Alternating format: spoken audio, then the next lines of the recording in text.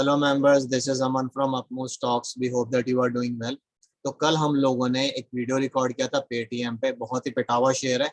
हमने सिर्फ 1% प्रोबेबिलिटी ली कि जो हम उस वीडियो में डिस्कस कर रहे हैं वो सही हो सकता है।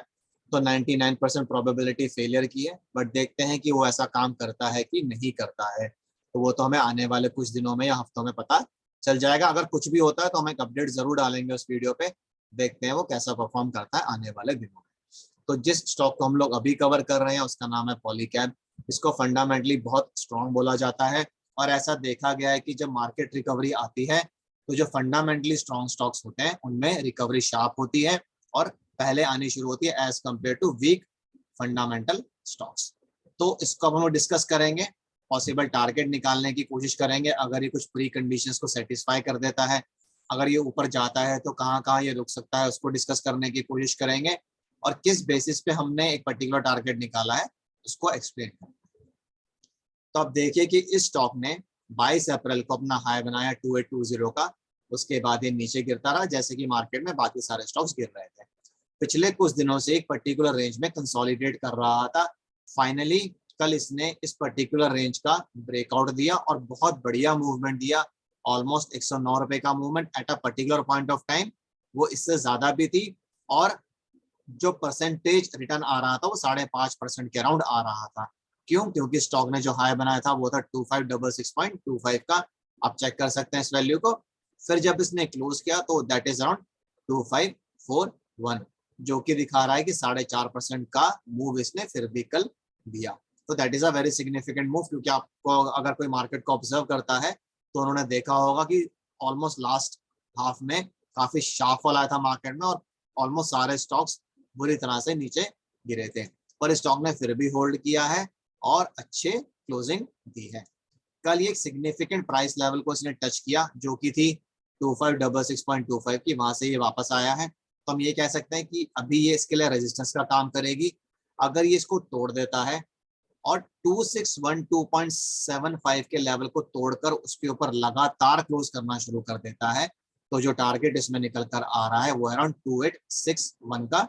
हमने टारगेट कैसे निकाला है उसको डिस्कस कर लेते हैं। वी शेप रिकवरी में आपको सिर्फ दो चीजें आइडेंटिफाई करनी होती है। एक होती है ब्रेकआउट प्राइस, या उसको आप नेकलाइन प्राइस भी बोल सकते हैं, और lowest value of V pattern. तो ब्रेकआउट प्राइस और नेकलाइन प्राइस जो है वो है 2612.75, और जो लोएस्ट वैल्यू है वो है अराउंड 2365। तो आप इन दोनों वैल्यूज को जब इस फॉर्मूला में पुट करेंगे तो टारगेट निकल कर आता है 2860.50। अगर आप बिल्कुल भी मेहनत नहीं करना चाहते, यहाँ से प्राइस रेंज टूल को उठाइए, यहाँ पे नीचे लोएस्ट वैल्यू पे रखिए और ऊपर की तरफ ड्रैग कीजिए जहाँ पे वी शेप की रिकवरी की ब्रेकआउट आएगी। आप ध्यान रखिए कि ब्रेकआउट अभी हुआ नहीं है, ब्रेकआउट होगा 2613 के ऊपर, पर उसको वहां तक पहुंचने में पहले ये वाला लेवल क्रॉस करना होगा जहां से कल ये वापस आया था, वो है 2566 के अराउंड। अगर ये इसको क्रॉस करके इसके ऊपर क्लोज करना शुरू कर देता है तो फिर नेक्स्ट हर्डल वुड बी 2612.75। अगर इसके ऊपर लगातार क्लोजिंग्स आ जाती है तो फिर ऐसी पॉसिबिलिटी निकल कर आती है कि हमें 2861 का टारगेट स्टॉक में मिल सकता है। अब नेक्स्ट इंपॉर्टेंट बात कि क्या ये टारगेट एकदम से आ जाएगा या 6-7 दिन में आ जाएगा, ऐसा नहीं है। ऊपर जाते वक्त इसको 3 रेजिस्टेंस मिलेगी। पहली तो है 2684.90, या आप सीधा सीधा इसको 2685 ले सकते हैं।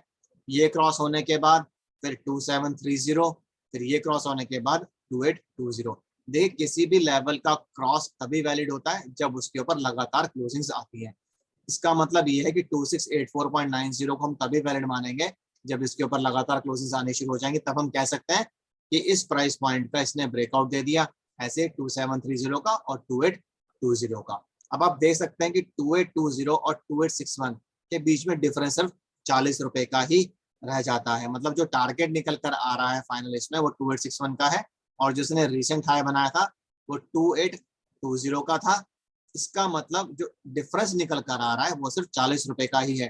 तो 40 रुपए इतने बड़े स्टॉक के लिए कोई सिग्निफिकेंट मूवमेंट नहीं होती है। ऐसा हो सकता है कि शायद ये 2820 को जैसे हिट करे वैसे ही ये 2861 को भी टच कर जाए, बट वहां तक पहुंचने में इसको थोड़ा टाइम लग सकता है। मार्केट अभी वॉलेटाइल है। ऐसा भी हो सकता है, एक और पॉसिबिलिटी भी निकल कर आती है कि ये स्टॉक यहाँ पर ऊपर जाएगा इस पॉइंट तक और यहाँ से फिर नीचे गिरना शुरू हो जाएगा, फिर एक डबल बॉटम बनाएगा और फिर ऊपर जाना शुरू करेगा। हम दोनों पॉसिबिलिटीज डिस्कस कर रहे हैं। अगर वी शेप का ब्रेकआउट आ जाता है, सस्टेन हो जाता है, तो शायद इसमें हमें ये टारगेट देखने को मिल सकता है आने वाले कुछ हफ्तों से महीनों में। और अगर ये वापस इसको टच करके नीचे आता है तो आइडियली इसको यहीं पर सपोर्ट मिलना चाहिए, इस प्राइस रेंज के अराउंड, जो कि 2365 2366 है। यहाँ पर इसको सपोर्ट मिलना चाहिए।